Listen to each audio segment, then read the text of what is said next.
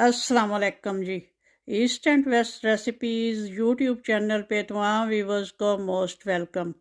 आज थोड़ा different style में पिज़्ज़ा चेक करें जो बहुत कम बजट और कम वक्त में इजीली रेडी होने वाला है। इसके लिए ना तो डो बनाने की ज़रूरत है और ना ओवन की ज़रूरत है, हर कोई इजीली बना सके। पिज़्ज़े की मुकम्मल रेसिपी के लिए East and waste recipes YouTube channel का विज़िट करें। अगर चैनल पर नए हैं तो प्लीज़ पहले सब्सक्राइब कर लें और साथ ही बेल के निशान को भी प्रेस कर लें ताकि मेरी हर नई आने वाली वीडियो आप सबसे पहले देख सकें।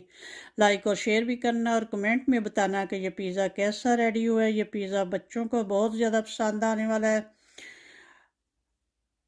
बच्चों को आप लंच बॉक्स में भी दे सकते हैं। बनाएं, एंजॉय करें। ओके जी, अल्लाह हाफिज़। दुआ में याद रखना। बहुत शुक्रिया।